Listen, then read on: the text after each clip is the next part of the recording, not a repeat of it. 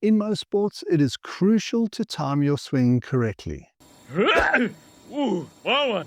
So what happens when you swing too late? Ball two.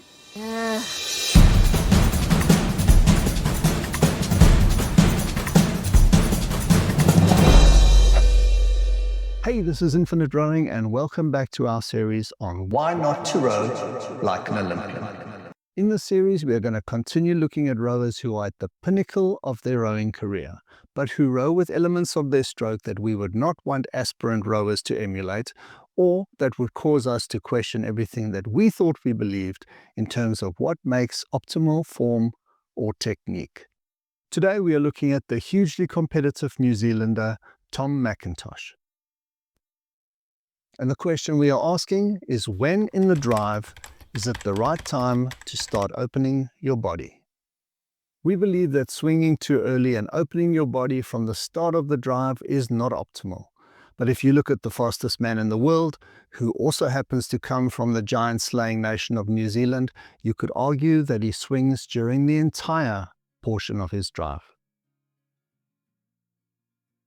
But we also believe that if you leave your body swing until your legs are pretty much flat, that is also not optimal. And this is what we believe is the case with Mr. Macintosh. Right, so let's have a closer look at the sequencing. Placement and connection looks like it takes place about there.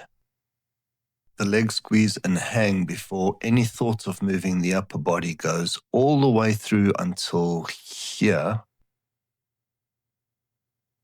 And then the full swing of the upper body takes place within what looks like the last quarter of the slide, if not less.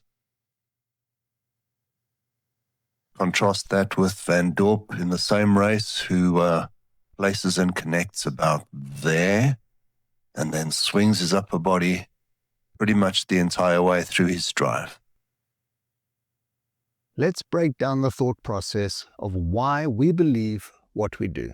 In order to overcome the resistance on the boat, which is moving at its slowest at the start of the drive, as well as the catch angle being the part of the stroke where your dynamic gearing is at its highest, it makes sense to recruit the bigger, stronger, and slower acting muscles of your legs to take this additional load and just hold your upper body in position. There are also other positional reasons, like a drive that starts with the legs is much less likely to cause your hands to go up, as they can do when your body rises as it starts to open. This leads to the blades going too deep in the middle of the drive, which we covered in our video on rainbowing.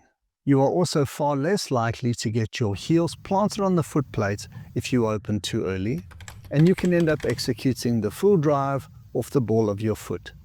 But I digress. For the purposes of this video, we're going to focus more on power application and the sequencing of a late body swing. In order to achieve acceleration through the drive, you need to ensure that you have appropriate overlap between the leg drive and the body swing, so that the one force can add to the other, which creates the acceleration. But how do we know what is an appropriate overlap? We've established why you have to start the drive with your legs. So we believe that the right cue for you to start opening your upper body is to feel your heels planted on the foot plate. In other words, only swing your body off a flat, planted foot. In order to ensure that the peak force is achieved at the optimal angle, and considering that the perpendicular is approximately 2/3 through the drive, it makes sense that you should be in the middle of your body swing at this point and allow the rest of your body swing to carry you through to extraction.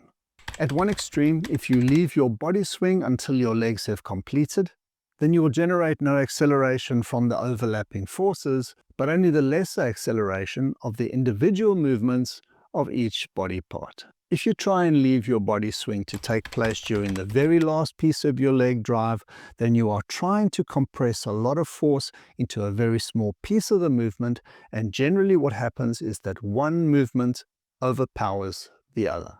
To illustrate this, as you know, we rate Pierre Hohen as someone who has form that is close to perfect. The way he executes the leg drive while keeping his upper body perfectly still is exceptional. But let's have a look in slow-mo what happens when he swings his upper body against his legs. Watch the speed that his legs go down with here, and how they are forced to slow down by the amount of pressure applied to them when he swings his body.